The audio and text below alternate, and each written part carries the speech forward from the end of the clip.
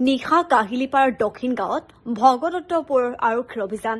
দক্ষিণ গাঁৱৰ ডাঙৰ তিনিআলিৰ গৃহ নং 16ত অভিযান চলাই বৃহৎ পৰিমাণৰ ড্ৰাগছ জব্দ দক্ষিণ গাঁৱৰ ভাড়াঘৰত থাকি এটা পৰিয়ালে চলাই আছিল ড্ৰাগছৰ ব্যৱসায় কাৰ্য তিনি ভাতৃৰ সৈতে পৰিয়ালটোত বাস কৰিছিল মাত্ৰে নগাঁৱৰ চিভিল গেটত ঘৰ পৰিয়ালটোৰ আৰক্ষীয়ে আটক কৰে আনোৱাৰ আলী আৰু ৰাজু আলী নামৰ দুই ড্ৰাগছ সৰবৰাহকাৰী ভাতৃক লগতে জব্দ কৰে 68,576 টকাৰ নগদ ধন আৰু 6টাকৈ মোবাইল ফোন দীৰ্ঘদিনৰ পৰা নুৰুল আমিন চৌধুৰী ভাড়াঘৰত ভাড়াতীয়া হিচাপে থাকি পৰিয়ালটোৱে চলাই আহিছিল ড্ৰাগছৰ মমীয়া বেহা পুনৰবাৰ জনাইছো নিশা কাহিলিপাৰ দক্ষিণ গাঁৱত ভগদত্তপুৰত আৰক্ষীৰ অভিযানত আটক ড্ৰাগছৰ ব্যৱসায় কৰা এটা পৰিয়ালক দক্ষিণ গাঁৱৰ ডাঙৰ তিনিআলিৰ গৃহ নং 16ত অভিযান চলাই বৃহৎ পৰিমাণৰ ড্ৰাগছ জব্দ দক্ষিণ গাঁৱৰ ভাড়াঘৰত থাকি এটা পৰিয়ালে চলাই আহিছিল ড্ৰাগছৰ ব্যৱসায় তিনি ভাতৃৰ সৈতে পৰিয়ালটোত বাস কৰিছিল মাতৃ নগাঁৱৰ চিভিল গেটত ঘৰ পৰিয়ালটিৰ আৰক্ষীয়ে আটক কৰে আনোৱাৰ আলী আৰু ৰাজু আলী নামৰ দুই ড্ৰাগছ সৰবৰাহকাৰী ভাতৃক লগতে জব্দ কৰে 68,576 টকাৰ নগদ ধন আৰু 6টাকৈ মোবাইল ফোন দীৰ্ঘদিন পৰা নুৰুল আমিন চৌধুৰী ভাড়াঘৰত ভাড়াতীয়া হিচাপে থাকি পৰিয়ালটোৱে চলাই আছিল ড্ৰাগছৰ ব্যৱসায় কথাখিনি যে গম পাইছিলে একমাহ আগতে তেতিয়া আপুনি আৰক্ষীক জনাইছিলে নেকি নাই কিয় জনোৱা নাছিলে তেওঁলোকে মানা কৰিছে নকৰে বুলি তেওঁলোকে মানা কৰিছে নকৰে বুলি তেনেকুৱা কাম এনেকুৱা কাৰবাৰ এটা হৈ আছে যদি আপুনি গম পাইছিলে ইমান ভয়ংকৰ কেছ জনাব লাগিছিলে যদি বস্তু ওলাইছে তো ভুলেই ঠিক আছে মই তেওঁলোকক সুধিছো তেওঁলোকে স্বীকাৰ কৰা নাই যে নাই আমি এইবিলাকত নাই তেনেকে কৈছে আপোনাৰ ভাড়াতীয়া হয় কিমান দিনৰ পৰা এওঁলোকে ভাড়া আছিলে 6-7 মাহ মান হৈছে তাৰপিছত কি আছে তেওঁলোকে আছে পিছত মই ধৰা এই আজি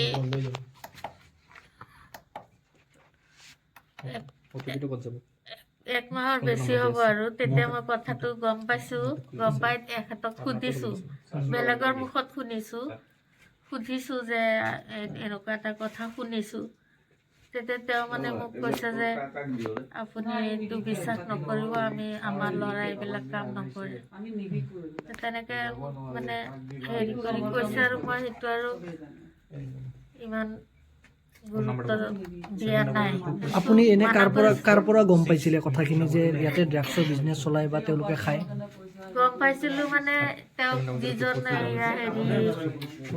যোনে আনি দিছিলে ইয়াতে মাজতে সেইটো ৰুমত এটা ছোৱালী আছিলে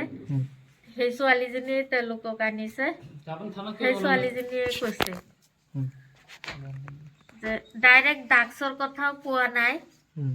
কৈছে যে কিবা কিবি বস্তু আনে সেই তেনেকে কৈছে তাৰপিছত মই মানে ডাইৰেক্টলি ড্ৰাগছ বুলি তেওঁক কৈছো যে আপোনাৰ ল'ৰাকেইটাই ড্ৰাগছৰ ব্যৱসায় কৰে আপুনি ৰুম খালী কৰিব দিছিলে নে নাই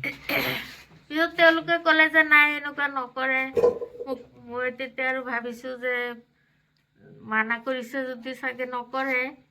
সেইটো কাৰণে আগফালৰ ৰুমটোতে আছিলে তাৰপিছত এইটো ৰুমত আহিছে অহাৰ পিছত যেতিয়া মই গম পাইছো লগে লগে তেওঁলোকৰ পান কাৰ্ড আধাৰ কাৰ্ডখিনি মই জমা লৈছো জমা লৈ ধৰক মই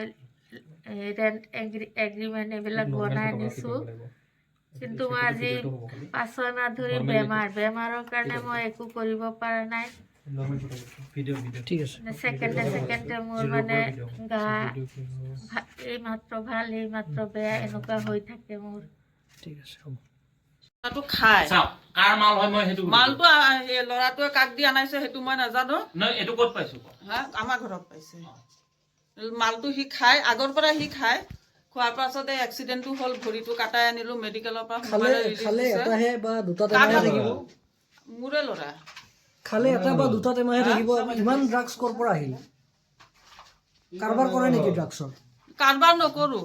তেনেহ'লে ইমান টেমা ক'ৰ পৰা আহিল ল'ৰাটো খায় বহুত দিন হৈছে আনি থৈছিলে এই যে মেডিকেলত যে কেইদিন 9 দিন মেডিকেলত থাকিল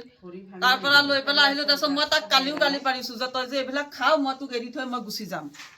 খালে এটা বা দুটা টেমাহে মই থাকিব নাথাকো মই গুচি যাম তোক পেলাই থৈ কালিও মই বহুত মই গালি কিবা সুধিছো খালে এটা বা দুটা টেমাহে থাকিব ইমান টেমা ক'ৰ পৰা আহিল কাক দি আনাইছে আনাই পেলাই এইটো আজিৰ নহয় মালটো সেইটো বিজনেছ কৰি থাকে মানে আজি নাই আমাৰ ঘৰত কোনো ল'ৰাও নাহে কাকো নিদিওঁ কোনো মানুহো নাহে ক'ৰ পৰা আহিলে এইটো বহুত দিন হৈছে সি আনি থোৱা সি খায়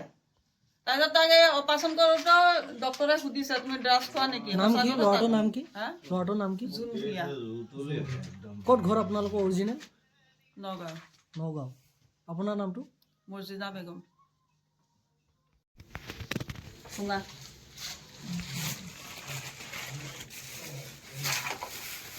এইটো লওক